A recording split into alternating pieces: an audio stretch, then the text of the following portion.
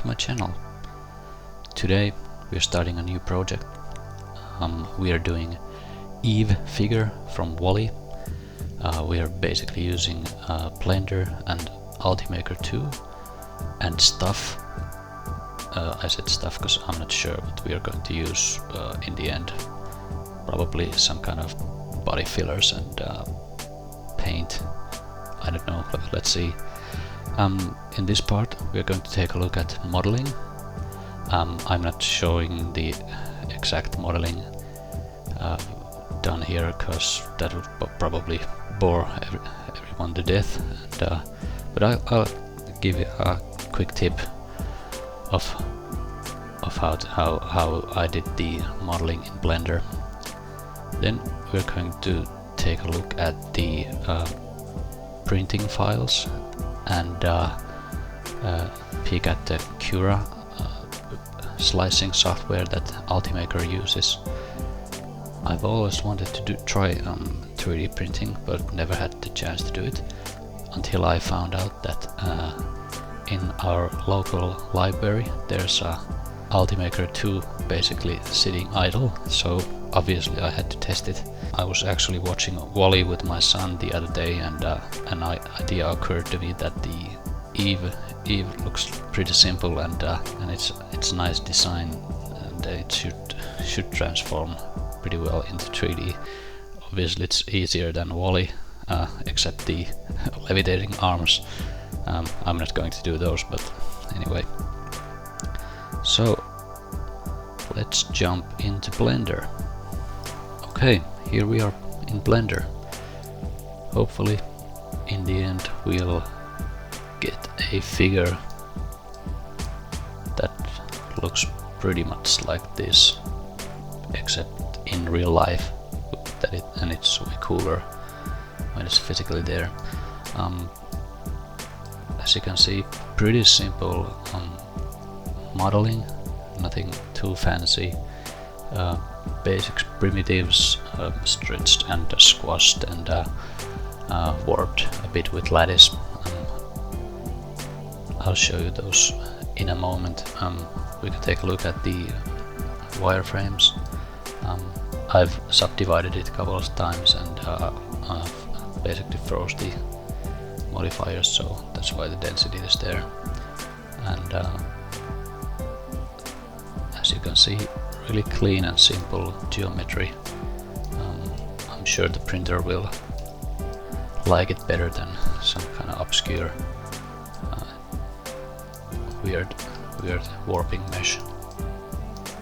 So something like this, hopefully in the end. Okay, next I'll quickly show the basic method of how I did the modeling, all the parts. Really simple modeling again, nothing too fancy. It just takes some time, so I'm not sure if that's the most interesting to watch, so I'll just do a quick demo how I did the body. So we'll just start with a sphere. I think the key here is to, as we are using subdivision surfaces, is to find like a polygon resolution that it's easy to work with, to not let the let's say the subdivision surface modifier do any guessing. So I think it's good when the locate is pretty close to the actual high poly version, so that the subdivision just smooths things out. So we are starting with 64 segments and 32 rings. That should be enough for us. And as you may remember, the body of Eve is basically a stretched sphere that is cut in half, something like this. Let's just remove those faces and the top ones too, like this, and we can just fill the edge here. got it, yeah. And there's like almost like a valley in the middle here that I guess the head should like go down when the Eve goes into the pod state or something like that. So we'll just carve it out first. But we can carve it with another sphere that we will just squash to the right size. Let's look at. Oops. Let's just look at that wireframe and front view and the orthographic. So we'll get the bird view what's happening. So basically we're just squashing it down, and lifting it up a bit, so maybe something like that. And let's do. That should be fine.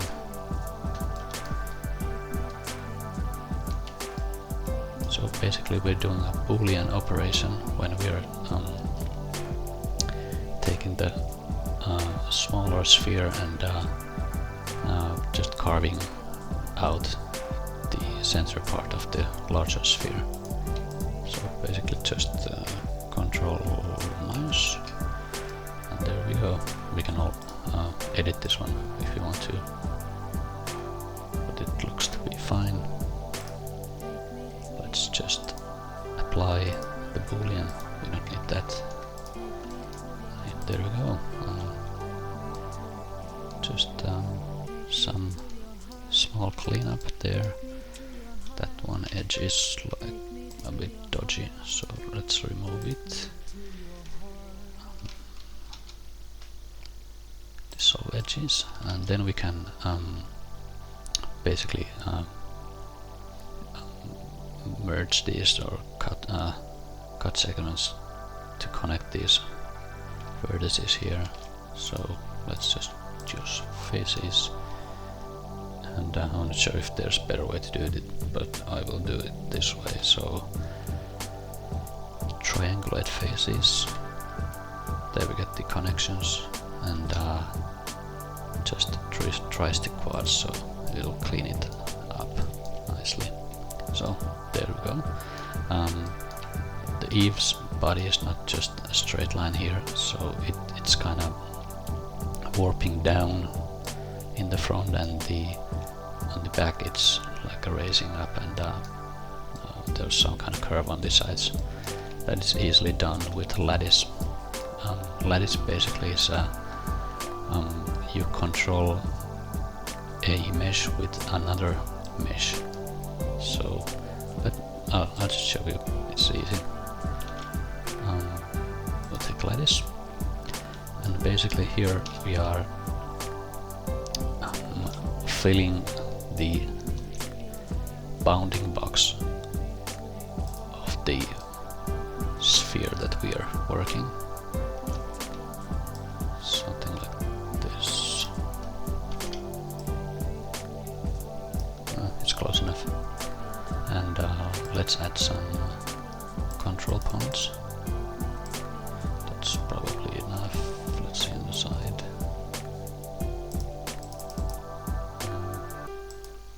Let's do something like this. Yeah.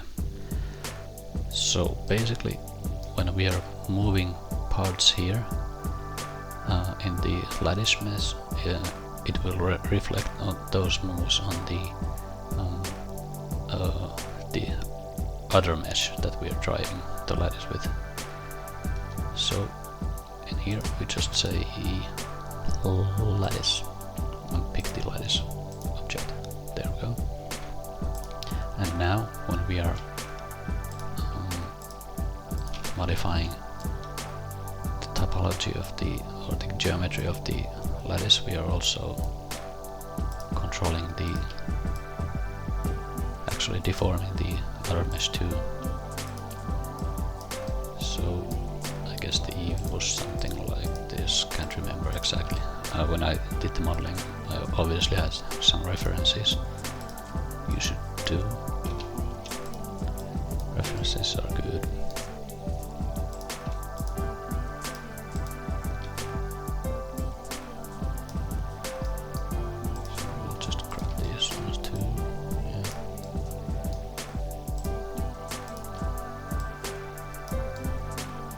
obviously not. I guess it was a bit better when I did it, but you get the point.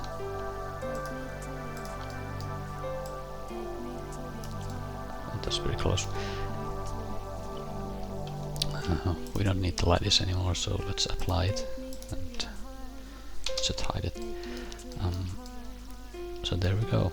We can put a let's smooth the shading. I'm using the awesome hard ups by Master Xeon 1001 or Master Xeon 1001, not sure. It's really cool add-on for Blender for any hard surface modeling. You should check it out. It doesn't cost that much. It's probably the best purchase I've ever done. So basically what it does is it takes hard edges and puts a bevel. I'll show you. Yeah, we have edge selection. We can do a bevel weight and increase values. Basically, hard ups makes that automatic. So when I press here, let's just see what it did. It took these, selected these edges based on a how tight the curve is, so it didn't hit all these, but we can just select them and say make as sharp. So now they are all sharp, and basically it just applies a bevel modifier and divides the segments a couple of times, and it gives a really smooth and easy manageable mesh, so you don't have to subdivide or bevel the geometry. So that's a quick example of how I did the body parts. Really simple geometry, just basically squashing and stretching the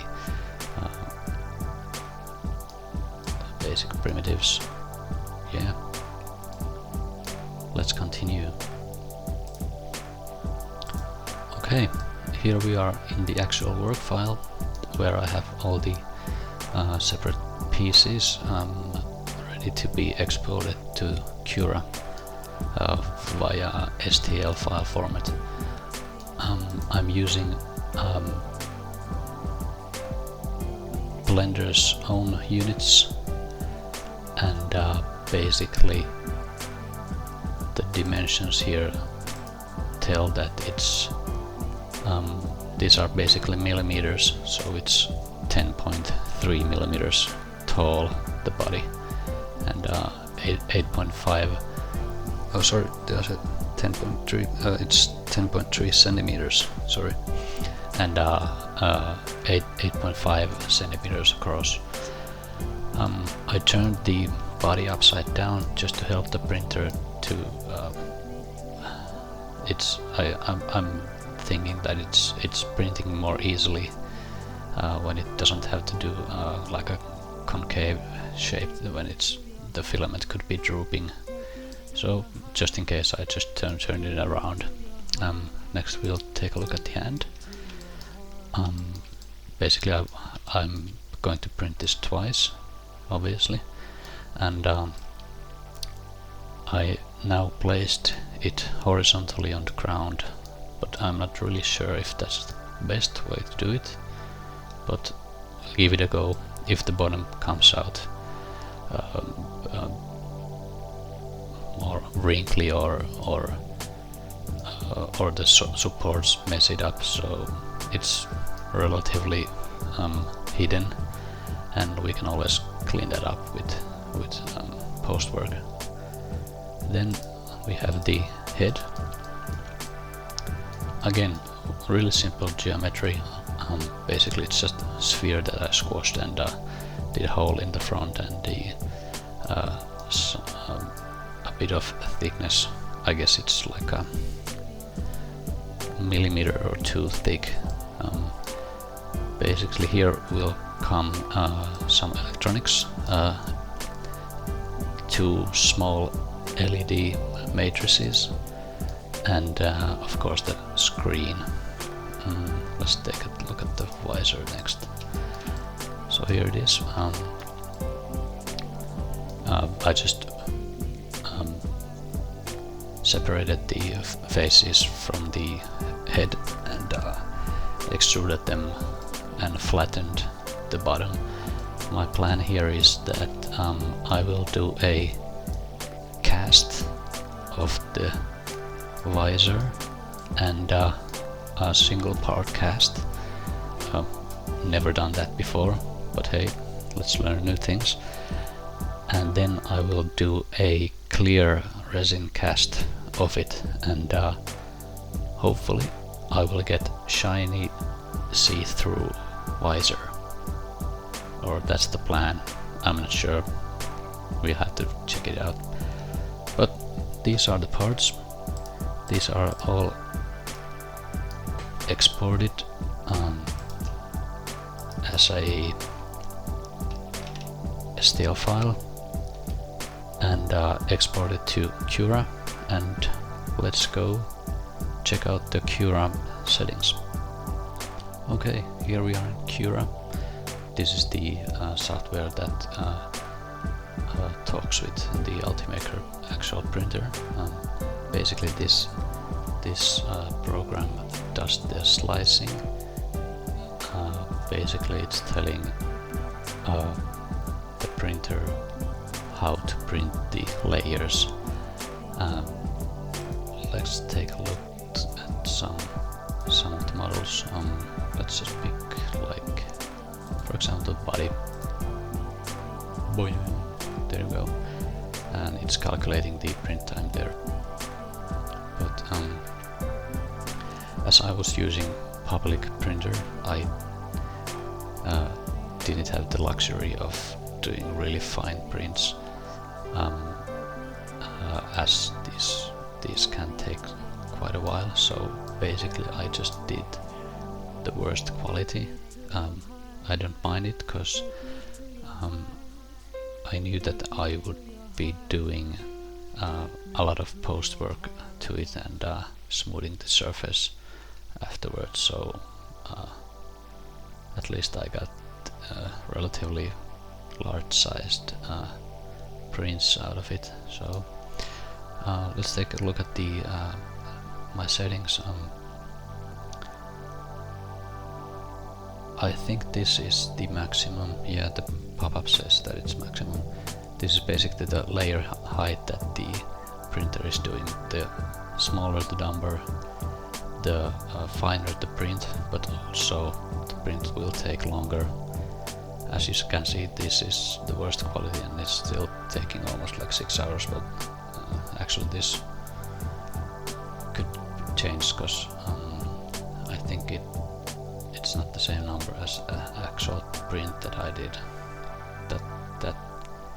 That print was almost 7 hours long, so I'm not sure why the difference. Then we have the shell thickness. This should be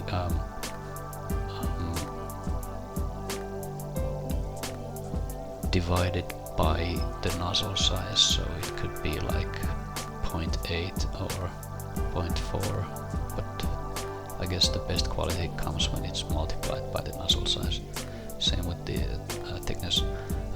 Fill density, the value of 20 is usually, I guess, the standard, but I went for thin for some reason, I'm not sure. And the print speed is something that was recommended for me.